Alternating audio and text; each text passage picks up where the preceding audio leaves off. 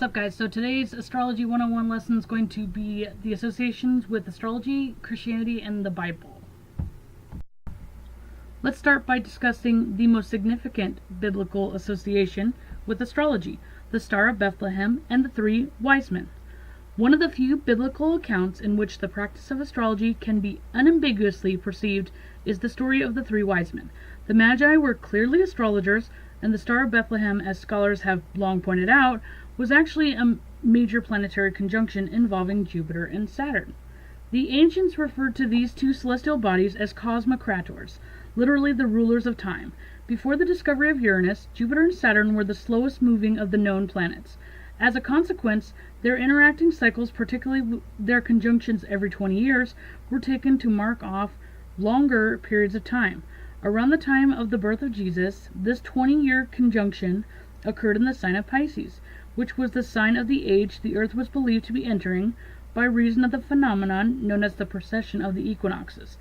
The Magi believed, as many people do today, that the Earth was on the verge of entering a new age, and this particular conjunction was taken to indicate the birth of a new world teacher for the age of Pisces. Speaking of the ages, let's go ahead and discuss the phenomenon known as the precession of the equinoxes was said to have been discovered in the 2nd century BC, but there is evidence that some groups of people were aware of the phenomenon much earlier. To recall some basic science, the seasons are the result of the slant of the Earth's axis. When the hemisphere in which we live is inclined away from the sun, we experience winter. When the hemisphere is inclined toward the sun, we experience summer. The spin of the Earth makes it behave like a gyroscope, always tending to maintain the same angle. But because our planet is not perfectly round, it tends to wobble a little bit.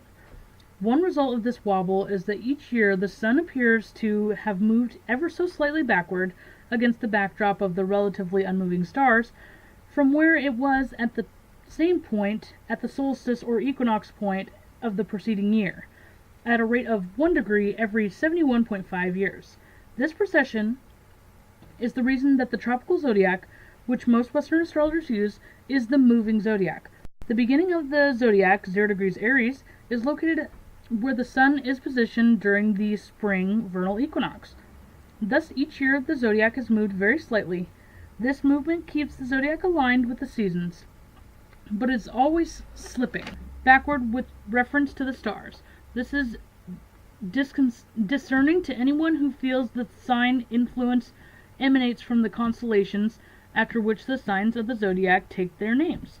However, if one switches over to the sidereal zodiac, which align the zodiac with the stars, then the zodiac, which contains much seasonal symbolism, slips out of alignment with the seasons. The upshot of this is that it is possible to make a good argument for both astrological systems. As previously mentioned, other civilizations, back as far as 2nd century BC, documented and observed this precession phenomenon. They referred to it as the royal stars alignment. The royal stars, or better known as the watchers of the heavens, to the ancients referred to these stars through the sun, passed during the equinoxes and the solstice as the royal stars. In the 3rd millennium BC, these were Aldebaran, the watcher of the east spring, Regularis, the watcher of the north summer, Antares, the watcher of the west fall, and the Fomalhaut, the watcher of the south winter. Because of the precession of the equinoxes, these 4 stars no longer mark the beginning of the seasons. Now let's discuss the associations with astrology in the Bible. The Hebrew and Christian Bible is a complex set of documents. To advocates of astrology, it is not difficult to find passages presenting the science of the stars in the positive light. If, on the other hand, one wishes to attack astrology, it is also possible to find passages condemning stargazing. Certain scriptures appear, at least in the King James Version, to condemn astrologers as those who keep, watch, and observe times. Ye shall not eat anything with the blood, neither shall ye use enchantment, nor observe times. Leviticus 19:26. In modern translations, It is clear that the original biblical condemnation was against in general, rather than astrology. The New English Bible and says, "You shall not eat any flesh with blood in it. You shall not practice augury or witchcraft." Revised Standard Version. Advocates of astrology, however, can point to such passages as God created lights in the heavens, and he made them for the signs and for the seasons. Genesis 1:14, which is capable of being interpreted as reference to astrology. More generally, because of the God of Western religions is a sky god, many different scriptural passages portray God as utilizing heavenly signs to instruct the faithful. These signs are often ambiguous enough to be given an astrological interpretation. With a little reworking, it is not difficult to read many otherwise innocent passages in an astrological manner. For example, the Lord's Prayer.